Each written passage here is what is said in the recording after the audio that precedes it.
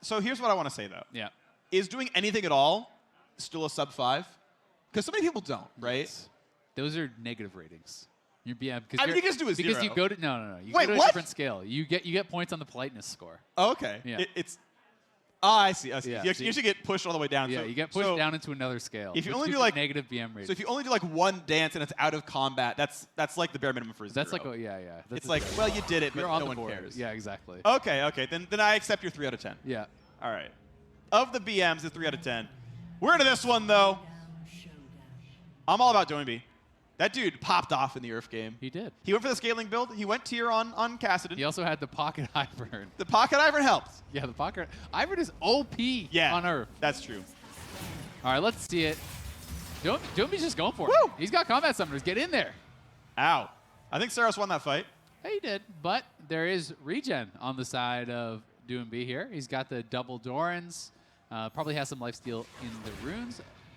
This will be an interesting one to watch. I do think that, if you go for a really efficient build on Lucian, it becomes very difficult for someone like Syndra to win. In the past, when we watched these types of matchups in 1v1 All-Stars, often the way that the Syndra had a chance was actually wave control and winning by CS. Right. And I think this is not there anymore. So it does become very difficult if you can't actually bully him very heavily early, because once you're sitting on like a Hex Drinker and you have a Vamp and multiple Doran's Blades, you're not able to get one shot. It's like, ooh, that gets tough because your mana bar starts really fighting heavily against their lifesteal and their amount of health, and often the marksmen come out on top in that sort of battle. Yeah, I think we're looking at Hex Drinker Cutlass, and then you've got 2,000 gold to spend, and you could go Spectre's Cowl. I wouldn't even hate that. Yeah. Just like, well, if I don't get all in, I always win is like maybe reasonable. Yeah, I mean, if you're looking for the Ring of Fire fight, I think that actually makes a lot of sense. But you have to give a lot of credit to Ceros. He's landing every skill shot right now. He's actually slamming DoinB with these skill shots. So, we talked about if you're going to win early, you have to be really harassing your opponent, and he's doing an incredible job with that. And he's going to lose the cannon. So we're going to see Ceros way up in gold. One thing I got to point out is because of the elevated XP income, you're leveling up every wave or two. So Lost Chapter is giving you so much mana. That's true. It's pretty insane value with that passive every time you do level up. It is just going to be the boots buy and some potions for DoinB. We see a Fairy Charm, and I believe a Doran's Ring picked up, as well as that refillable for Ceros. So, probably working towards a Luden's. The kind of defensive itemization against physical is much more difficult for mages. Yeah, you can go for Zonias, but that's not really going to win you the game. Yeah, Arm Guard itself is efficient. Yeah, but it's like, is surviving enough? I tend to feel like no. I tend to feel like as Syndra in a matchup like this, the extended fight is not what you want. You want to try to threaten lethal damage, and that's going to be kind of how you do it, through harassing him down and then maybe a Flash R Ignite or something like that. You have the barrier down, but mind you, the cooldowns on the summoner spells are a lot lower. So it's a much smaller window to punish. Right, your Ignite cooldown is basically your ult cooldown in both of these cases. So it's like that's up for each all-in, and you're going to trade those back and forth every time. And we'll have to see. I'm also kind of like in my mind thinking about like, is it worth it to go Oblivion Orb Sork Shoes when you know you're going to fight a Hex Drinker? Probably not. And it's close. You think so? Yeah, I mean, it's hard to say because you are level 11, so you've got rank 3 E, rank 2 ult. Like you've got decent base damage. Up, freak. Basically, you're facing off about like 70 to 80 magic resist. Okay. And 33 magic pen is not bad in that case. Like okay. it's obviously you'd want someone without items at all, but what about Leandry's by comparison? Arguably better. Like Haunting Guys is probably a better item than Oblivion Orb in most cases. I tend to think that the way he's probably going to win, is it has to be like harassing him down and then killing him with lethal damage. I'm not sure if having, say, Lost Chapter plus Leandry's would be better, or having Ludens plus Haunting Guys. That's maybe I would like Ludens Haunting Guys. Yeah, so I'd go for that. That's kind of where I tend to land. I think having the CDR is very, very valuable there. The additional burst potential.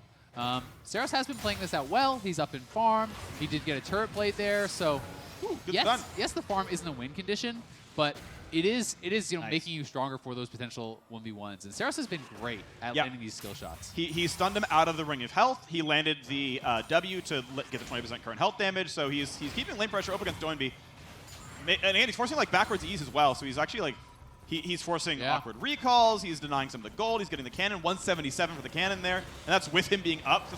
That's how much they're worth. And this is actually back-to-back cannon waves that DoinB has recalled on and missed. And when you are behind on gold, that's a couple hundred gold that you're missing from killing that cannon, right? That's almost a kill worth of gold that DoinB has missed there. So you can see how much he is ahead, right? You know, that's a good 800-900 gold now with that turret plate popping in. It looked like it was like 4,300 or so to you know, 34 or thereabouts. Yeah. So he's gonna have a pretty good buy for himself. We'll see where he does go.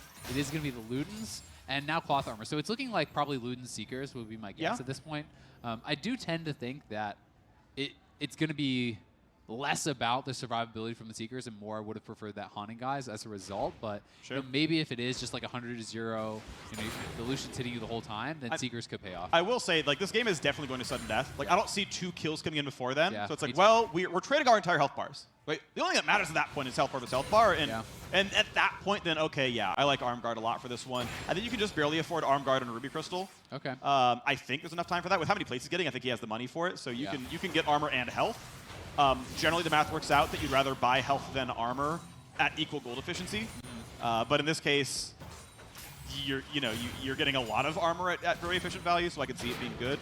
Yeah, and on the other side, we see Merc Treads, we see the Hex Drinker, so kind of building for that efficiency, building for the mobility here against Ceros. And remember, Ceros doesn't actually have any boots. He does have Flash, but it is double combat summoners here on play.